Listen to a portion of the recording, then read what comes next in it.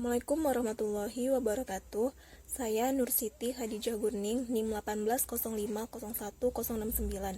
Saat ini saya akan mempresentasikan mata kuliah Lembaga Keuangan, yaitu bab 2, yaitu bank komersial. Yang pertama, pendahuluan. Bank adalah lembaga keuangan yang mampu memobilisasi dana atau mengumpulkan dan mengalokasikan dana dalam jumlah besar dan paling dominan dibandingkan lembaga keuangan lain. Mengapa bank komersial bisa muncul? Bank komersial muncul karena mampu menekan biaya transaksi yang relatif lebih mahal dibandingkan biaya transaksi secara langsung. Terdapat beberapa sumber dana eksternal dari perusahaan-perusahaan non-keuangan di beberapa negara, yaitu seperti pinjaman, obligasi, saham, dan lain-lainnya. Yang kedua, bank komersial sebagai lembaga perantara keuangan. Bagaimana bank komersial bisa menekan transaksi? Dalam transaksi keuangan, ada risiko yang dihadapi oleh pemilik dana karena informasi asimetris, yaitu adverse selection yang terjadi sebelum transaksi dan moral hazard atau bahaya moral yang terjadi sesudah dilakukannya transaksi. Keadaan tersebut berpotensi memunculkan perilaku pilihan merugikan dan bahaya moral yang mengakibatkan perilaku transaksi yang dalam hal ini pemilik dana akan menghadapi resiko. Lalu, bagaimana mengurangi resiko tersebut? Yang pertama, untuk mengurangi adverse selection diperlukan cara yaitu analisa peminjam, dan yang moral hazard diperlukan cara monitoring atau pengawasan peminjaman. Dalam hal ini, untuk mengatasi risiko tersebut, bank dapat membantu kedua proses tersebut dengan cara yang pertama menyewa auditor untuk membedakan peminjam baik dan yang buruk. Ini dapat dilakukan untuk mengatasi masalah adverse selection. Yang kedua, untuk mengatasi masalah moral hazard, bank dapat melakukan pengawasan. Dengan cara tersebut, maka akan semakin banyak transaksi keuangan yang dilakukan di bank. Dari hal tersebut akan mengakibatkan biaya menyewa auditor dan pengawasan akan berkurang, yaitu prinsip economies of scale. Dengan begitu, biaya transaksi keuangan menurun, lalu biaya transaksi keuangan menjadi lebih murah bagi pemilik dana, pinjaman, dan meminjam. Oleh karena itu, bunga pinjaman menjadi lebih rendah. Yang ketiga, aktivitas bank komersial.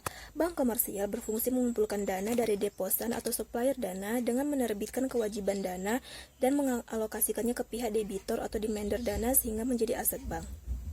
Jika dilihat dari neracanya, aktivitas bank terbagi menjadi dua, yaitu kewajiban atau liabilities dan aset atau aktiva. Liabilities atau kewajiban yaitu instrumen bank komersial untuk menarik dana dari pihak atau deposan atau kreditor, yang terdiri dari yang pertama checkable deposit atau cek giro, yang merupakan simpanan nasabah yang dapat dicairkan dengan menuliskan cek sehingga memiliki likuiditas yang tinggi dan tingkat pengembalian yang rendah. Yang kedua, non-transaction deposit. Yang pertama saving deposit atau tabungan, yaitu transaksi dan pembayaran bunga dicatat di dalam passbook atau buku tabungan. Yang kedua, time deposit deposit berjangka, yaitu simpanan yang memiliki waktu jatuh tempo. Yang ketiga, borrowings, yaitu saat kekurangan dana, bank dapat mencari pinjaman dana dari pasar antar bank atau Fed Fund Market. Cara lain adalah dengan meminjam dari bank holding atau company, bank lain atau perusahaan dengan menerbitkan instrumen repos atau repurchase agreement. Yang keempat, bank kapital, yaitu selisih antara total aset dan total kewajiban.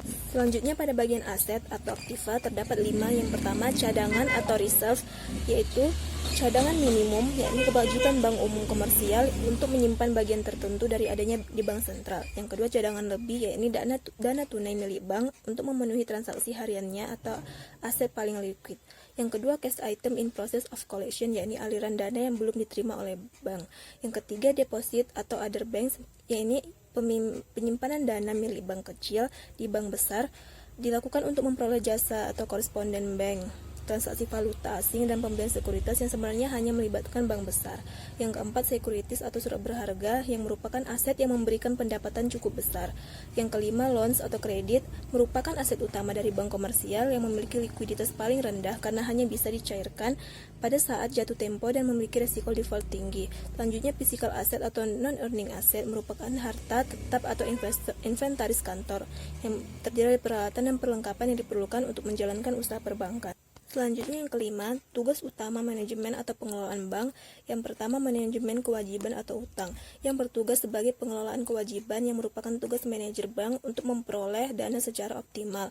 Yang kedua, manajemen aset, yaitu pengelolaan aset yang sebagai tugas manajer bank untuk mengalokasikan dana secara optimal.